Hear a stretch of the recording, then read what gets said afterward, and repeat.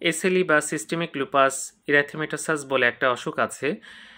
এই অসুখে সাধারণত ওরাল আলসার হয় এবং ফটোসেন্সিটিভিটি থাকে। দেখা যাচ্ছে আলোতে গেলে মুখ চোখ জ্বালা যন্ত্রণা করে, খারাপ লাগে, অস্বস্তি হয়, চুল পড়ে যেতে থাকে, এটা আমরা দেখি, অ্যালোপেশিয়া বলি।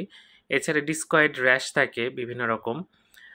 তাছাড়া বিভিন্ন সিস্টেম ইনভলভড হয়। এখানে দেখা যাচ্ছে কিডনিতে সমস্যা হয়, হার্টের সমস্যা হয়, আমাদের ব্রেনের সমস্যা হয়, বিভিন্ন রকম সমস্যা কিন্তু দেখা যায়। এই অসুখগুলোর কিন্তু নির্দিষ্ট চিকিৎসা আছে। এখানে কিন্তু শুধুমাত্র আপনার মুখে র্যাশ হলো আপনি কোনো ক্রিম দিলেন বা মুখে ঘা হলো আপনি ভিটামিন খেলেন, এই ধরনের চিকিৎসা করে কিন্তু লাভ হবে না। এই অসুখটা হচ্ছে কিনা মেয়েদের খুব বেশি হয়।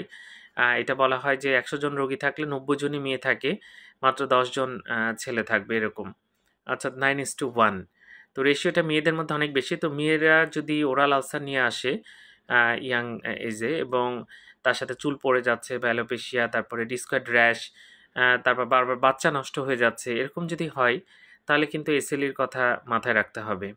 এছাড়া আরও বিভিন্ন সিস্টেম ইনভলভড হয়, অনেক সময় অন্যভাবে ডায়াগনোসিস হয়। তবে এরকম যদি থাকে এবং বাটারফ্লাই র্যাশ থাকে, মুখে এক ধরনের প্রজাপতির মতো এক ধরনের র্যাশ দেখা যায়, এগুলো দেখা গেলে খুব দ্রুত ডাক্তার দেখাতে হবে। ধন্যবাদ সবাইকে।